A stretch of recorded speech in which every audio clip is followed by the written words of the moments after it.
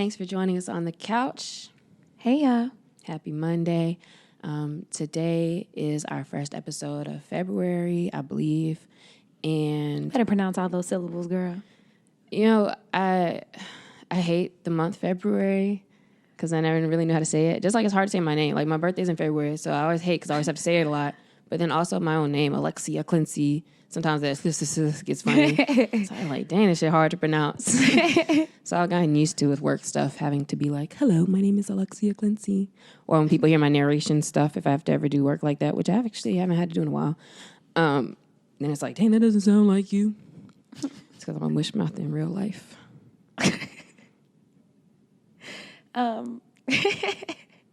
That is funny because I have heard you do a narration thing and I didn't realize it was you at first. Yeah, no, I'm really good at all that voice stuff and speaking and all of that. I just have to be in put myself in a particular space, I guess. Yeah. I would love to voice an animated character. Like ever since I was little, and they used to do the behind the scenes and the Disney things and people would be in the booth doing it. I've always wanted to do that. Do you know any animators? Not at the moment. Oh, okay. Yeah, there's a guy on Instagram who asked me to do something for an animation, but then he never hit me back about it, so I was like, all right.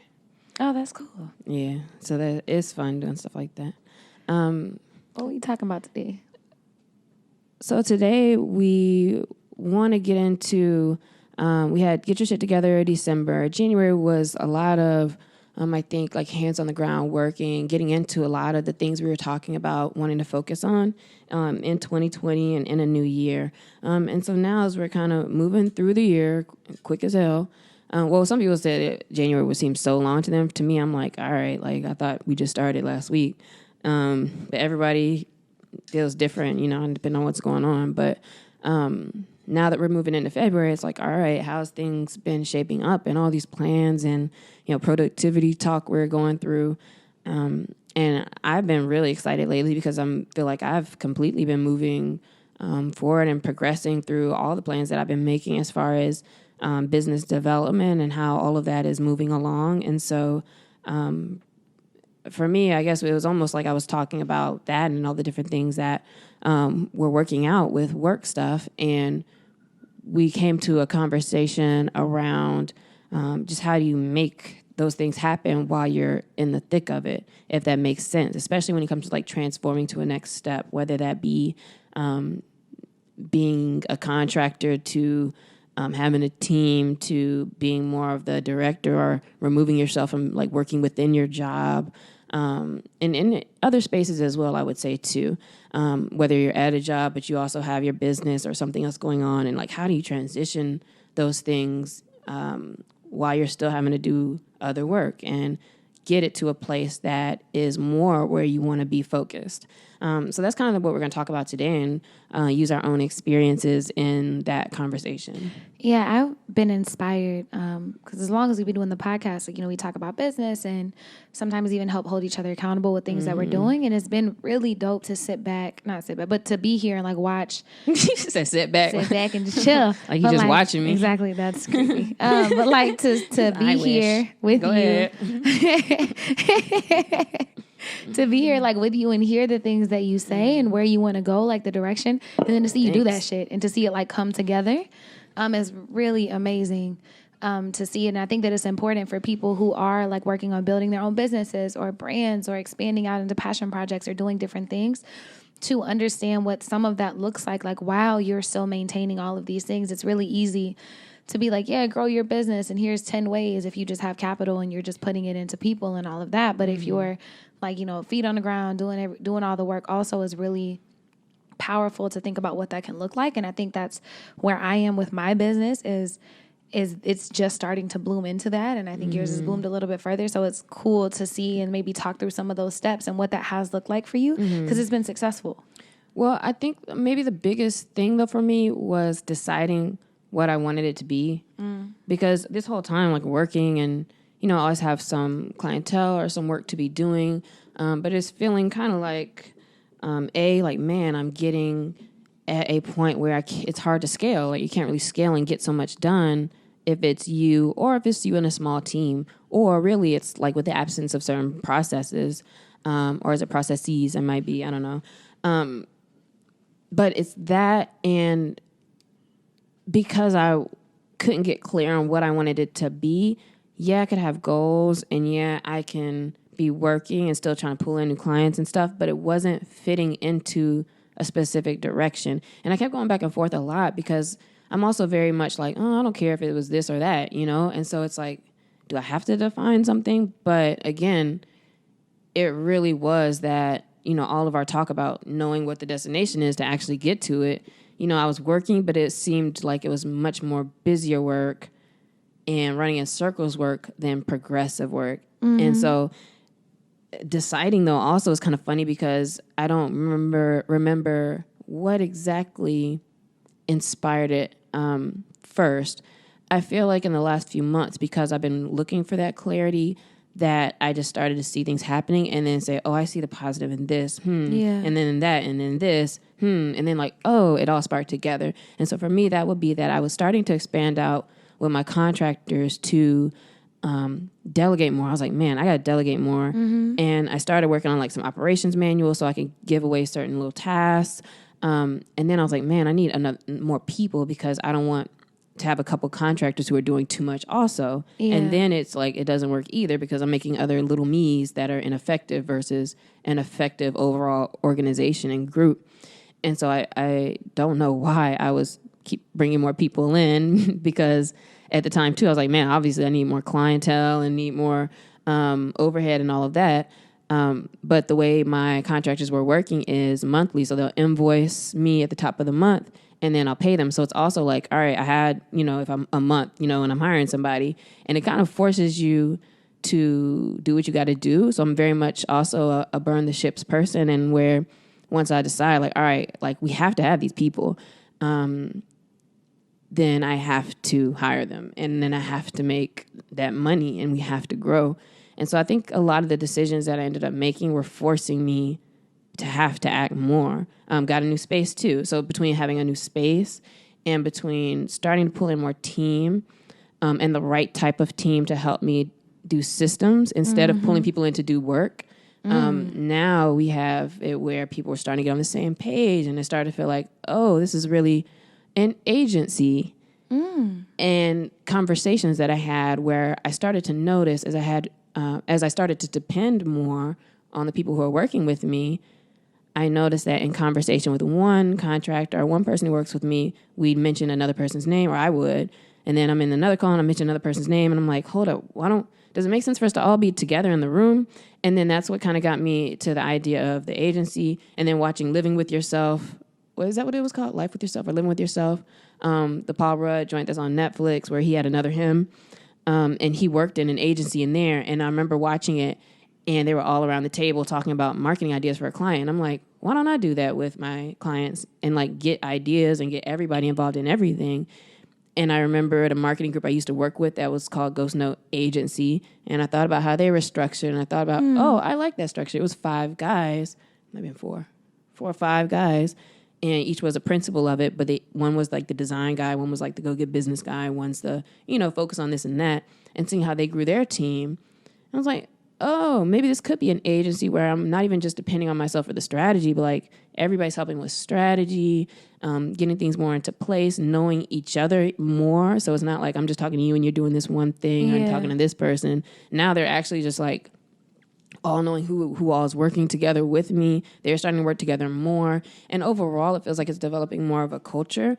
And so it was that decision with the agency thing that was like, oh, duh, like all of it flips together now. Now the way I can organize the roles makes sense for what I need because this is the model that will work best. And so once I've decided that, it's like plugging in all those pieces and also like 10Xing where I need to invest instead of just doing like little steps at a time, a step at a time. And it's just all been coming together. And so the first piece, I'm going to backtrack. So sorry, because I'm like telling all the story and stuff. No, you're good. But just to dissect it in pieces. So you said the first piece was clarity. Can you, like, how clear, like, if I'm listening to this and thinking, through my business and expansion and I'm in this, like, how clear were you, or what level, I guess, did you reach before you felt like it was enough to move forward and to change what you were doing, if that question makes sense? When I realized that the service slash package slash value proposition that I was delivering actually fit what I was really doing. And I think I was trying to, and it's similar to the conversation we had before that you alluded to earlier, in that I realized like, I'm doing a lot of work before I bring somebody in, and or I'm doing a lot of work in this one space, but that's not really what I'm pushing as like the service. And having April Kemp, who went to college with me, actually come along and me start to have conversations to her and start to reach out to more people. Because again, it was like, I'm always reading and listening to podcasts and stuff. But I was like, my friend works at a marketing firm. Like, and I started calling her like, how do y'all do this thing? How do y'all do that thing? What does y'all's services look like? Like, as far as laid out, because I wasn't even clear on like that thing that I want to say we really focus on, or how we, like, it all formed at the same time. And she was like, we do this, a strategy session with our clients first at X amount. And then that also qualifies them because we know, their price point moving month to month. And that helps us to get all the information so we can make a strategy. I'm like, oh yeah, well, that's what I do, but not format in that way. In that way. So then I was like, oh, and the more I started working on what does that thing look like, which we end up calling the CAP strat, so like a CAP social strategy session, the more I started to see what that looked like, I said, this is what this is what you do anyway. Like, this is what we do. And now it's a matter of like, okay, getting that package together, because this is something where my company is meeting with this potential client, or at this point they are the client, meeting with a client to assess everything they need, assess all their current efforts when it comes to marketing and social, all these things. What do you want to do? What are your numbers with sales? All this kind of stuff. And it's not me talking to them. It's now me and a few people from the agency, and like we're all part of this relationship and building that to develop what services, what proposal they need, and then that's what they're paying for as they go on. And so it was initial first step and first product that got clear, and the team was getting clear, and how we were working together was getting clear. But it was still like, all right, what's different than before? Mm-hmm. Because before, I was always thinking about these things, like, tightening up the service. We're always we always talk about it. Yeah, we're always talking about tightening it up and doing it. I think the difference now, I don't want to say that I did it, because it's not even just that. No, the difference now is that not just I did it, but I'm implementing it in real life as I'm doing it. So, for example, we just kind of tightened up what this service is a few weeks ago. Mm-hmm. And 2 weeks ago, from us recording this, 2 weeks ago, I got a LinkedIn request from a guy, and I flipped that into a call that was really good.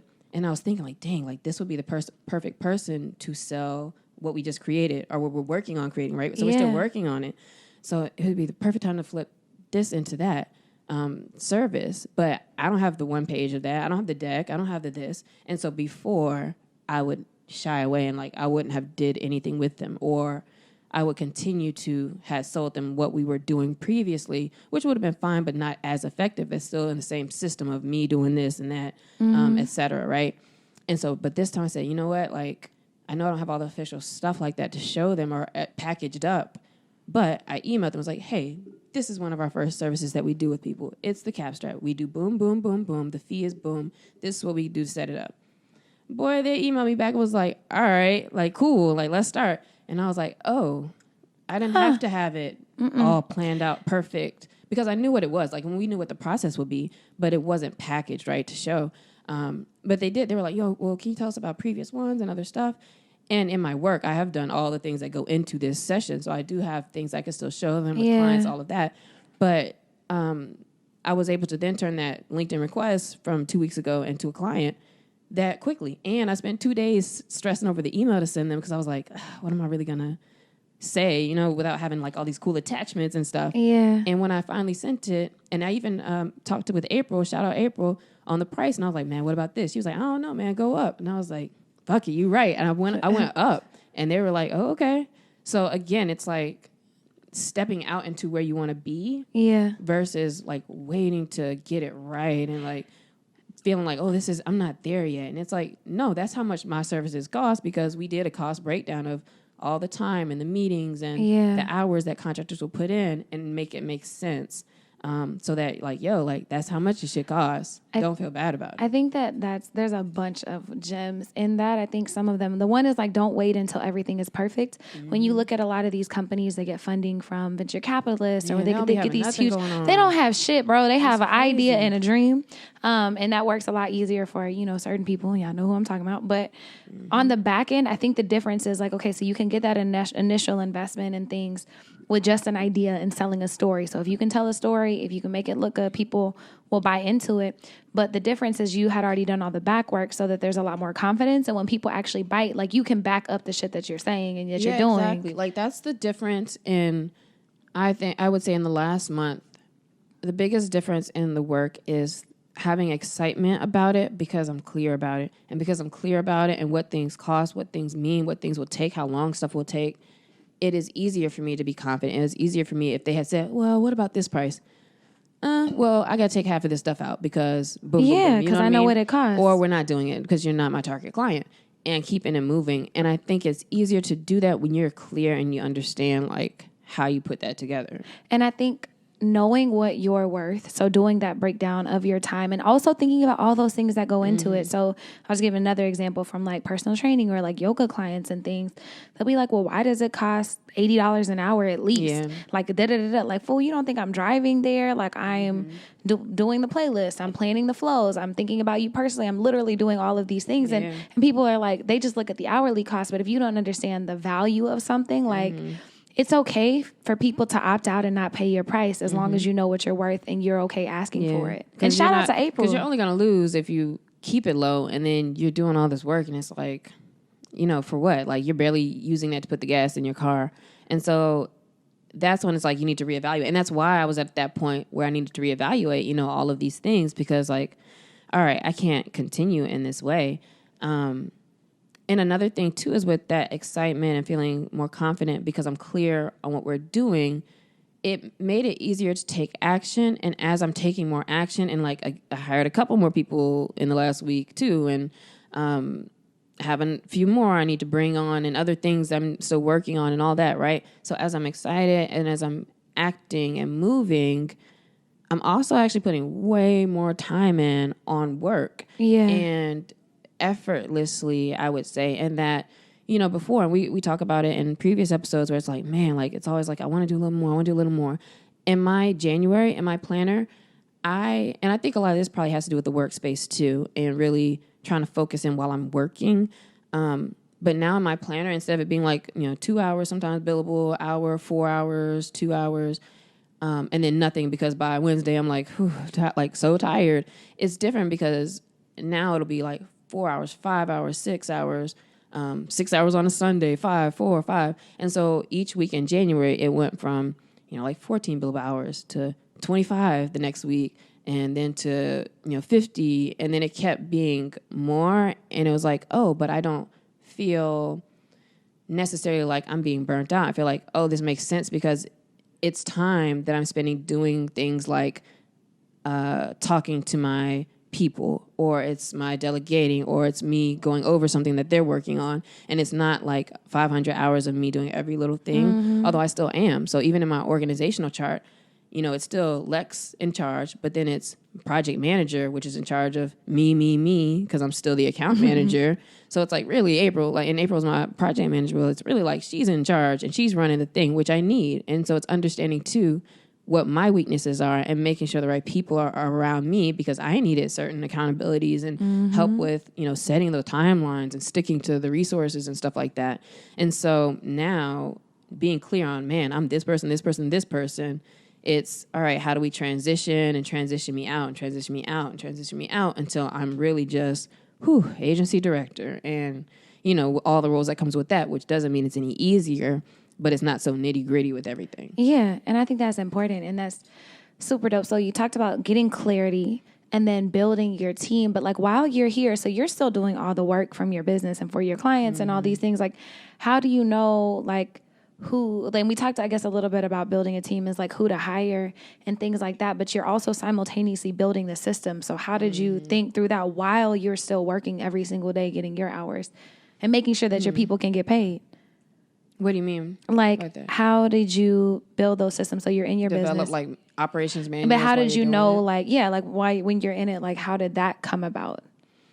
I think doing mundane tasks is like, dang, like, this is something that anybody can do.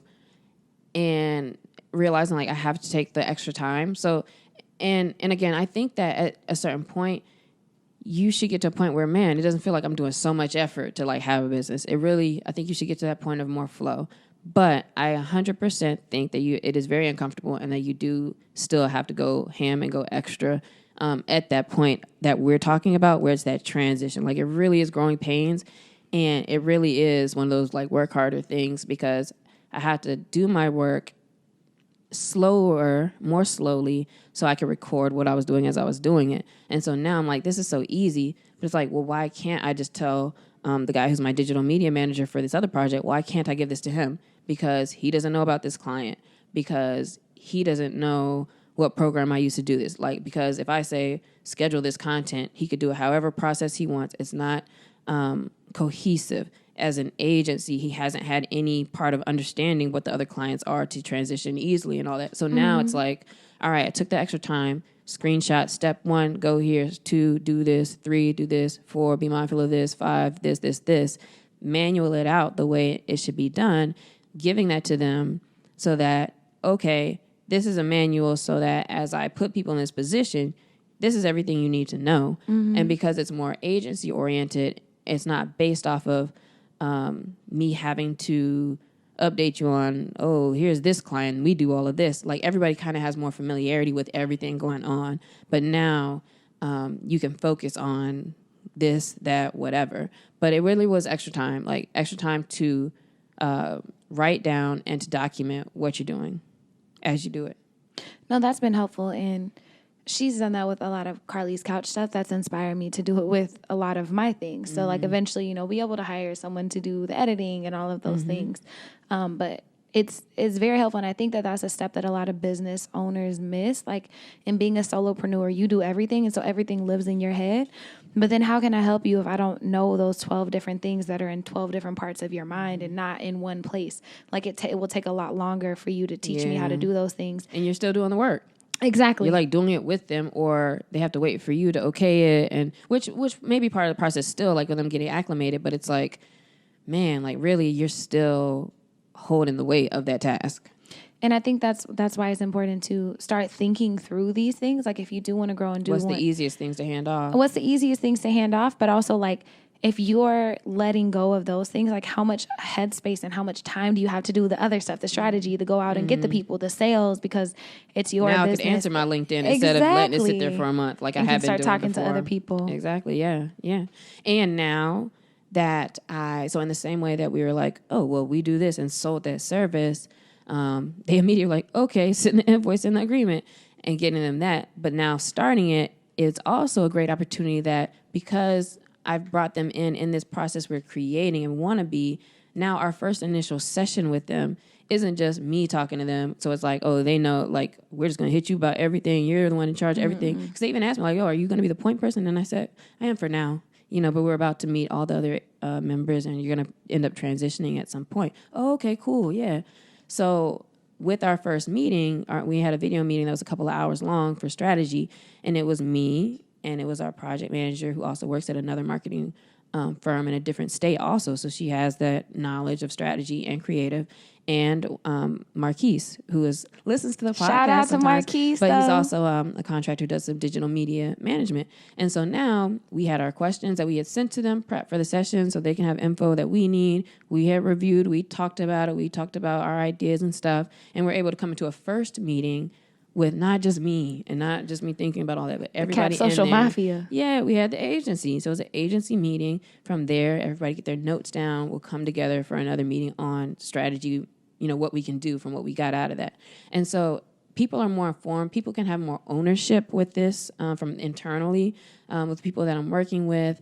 And I think it has evolved a little bit more of the kind of culture, and it just feels kind of cooler and like the right direction that we're moving. So like it feels good to do it that way from the top instead of, you know, trying to transition everything out later. And piecemealing people in. I think it's really powerful to document these moments because I feel like it really is a transition, like for your business and for what you're doing.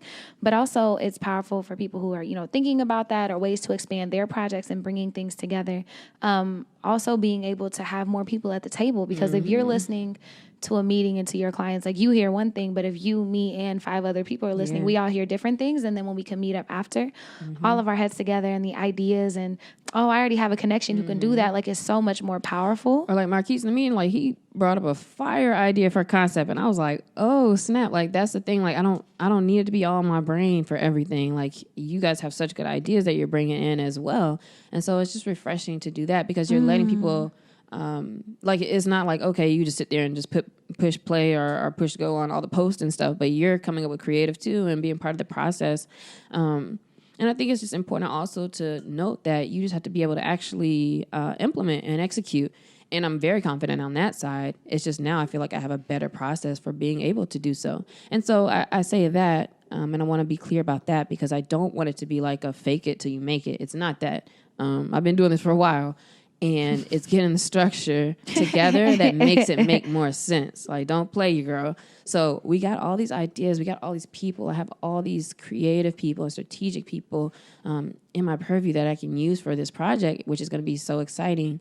And it's also exciting, even going back to the way things line up, in that, you know, with revisiting the branding and what we're doing as a company, we really tack down on even like mission-wise that we only want to work with mission-driven clients. And then these couple guys happen to be that they make a product, but a % of it in each region, and they're in about to be in 360 Target stores, are in now as you're listening to this. So they're in stores across the country, but they give back a certain % within that region to partners they have in those regions, and they have big social responsibility aspect on diversity and on giving back to the community and things of that nature, which I was like, great product, great mission. Y'all care about pushing that out. Y'all want to do things, you know, that are more than just, hey, we want to sell the product or tell you go to the store and get this product. Yeah. And so everything I feel like lined up so much that when I talked to them, I was so excited, like, wow, it's refreshing, you know, that you guys care about this and that. And we actually work with clients who do this and that.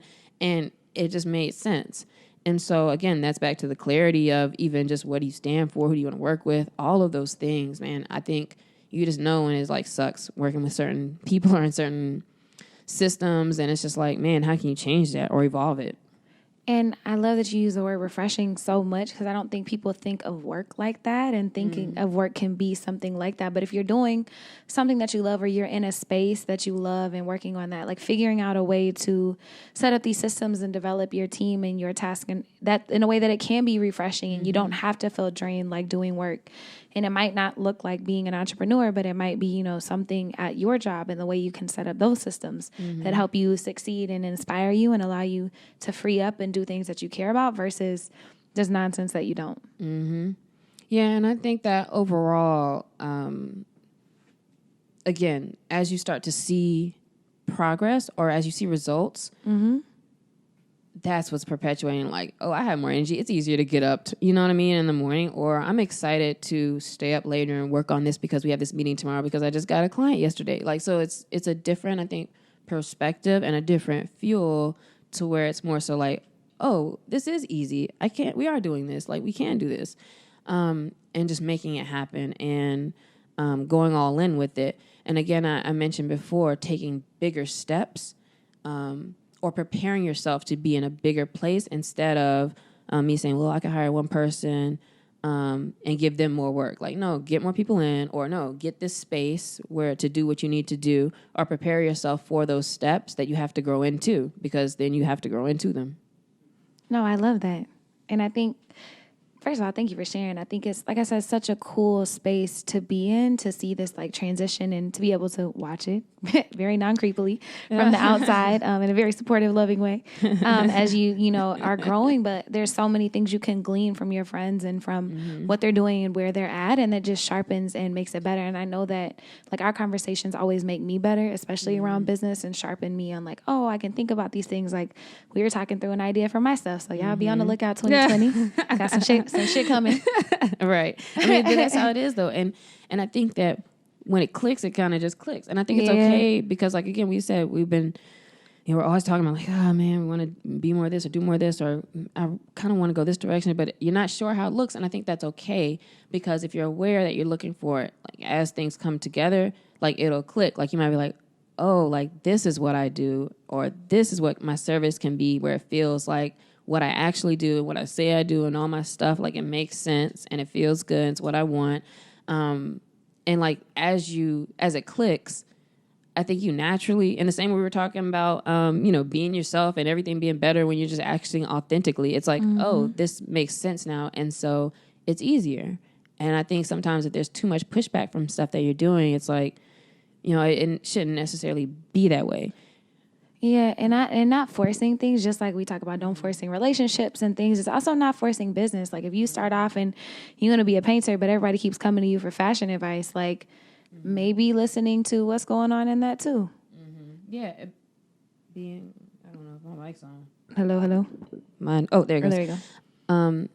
Yeah, I agree with that. And paying attention to what you like doing and paying attention to, you're right, what people think you do or come to you for, because that may mean you're not being clear on what you actually like, or you need to start saying no more to those things you don't want to do. And as I've been growing this in this direction, I have had quite a few people who hit me like, hey, I want to grow my YouTube channel, or, I want to learn more about this, which is like, hey, let's set up a call. What we do is boom, boom, boom, in a way where, hey, that's probably not the fit for you to do all of that. Yeah. But I'm always down to have like calls of people and talk to them. But I'm noticing too, like as we've shifted, I've had to say no to particular opportunities or people just because it doesn't really fit with that direction. So, but you're not missing out on any of those things. And I feel like that's something else that can happen is, especially when you might be looking for that check, like you start doing any and everything instead of honing down on what it is that you actually want to do and are very skilled at doing. Like I understand you got to make money, but at the same time, if you take in a million projects that aren't in alignment with what you're doing, it takes you away from that.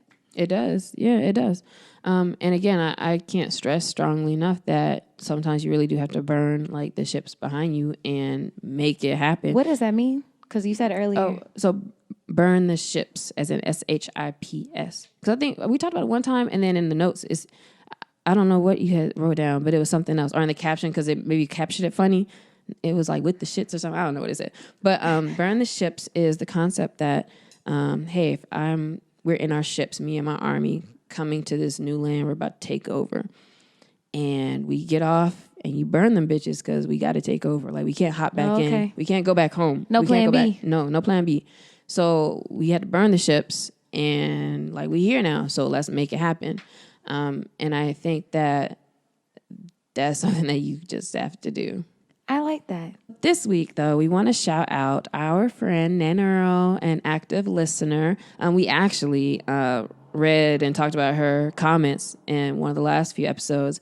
But now it's like, oh, since then, we actually got some fan mail from her. Literally, if you're watching the video, and figuratively, she recently went on a trip to Japan, and she sent us a card. And I don't know if we really need to read it like that because it might have been personal about how much she loves me. I miss you, girl. We miss you, dog. We miss you, Earl. No, but she, told us how much she appreciated the podcast, which I love. So we appreciate that. And we love the couple of fans that you sent us from Japan. And I was like, oh my God, fan mail. She's a genius. So if you did not mean to do that, don't let me know. Let me live in that. But we appreciate that. Thank you so much. Shout out to you for listening. And do we have a question of the week too? We do. Go ahead. How will you change the world? Oh, I will change the world by exposing more young people and young professionals to different types of work and different industries and different spaces that they can be in and that they can work in, where they have the skills, but they may not have seen people in that position, or they may not have had the exposure to know, like, I could be a production assistant, or like things that we don't ever talk about. I think that's how I'm going to change people, by really showing and helping some folks see what they really care about and what they can do outside of the things I think that are just usually like go-to types of work and moving through. I love that. Exposure and access is so key. I would change the world by living a life of example love and purpose, and empowering other people to do the same thing by teaching them to and giving them access to learn how to love themselves and holistic health and wealth resources and like ideation and entrepreneurship services. So basically this full model scale to help people learn to love themselves and create a life that they really enjoy. So bringing more love to the world. That's beautiful. Love and light. Yeah. All right, guys. Have an awesome week. We appreciate you being on the couch with us, and we'll talk to you next week. See you next week.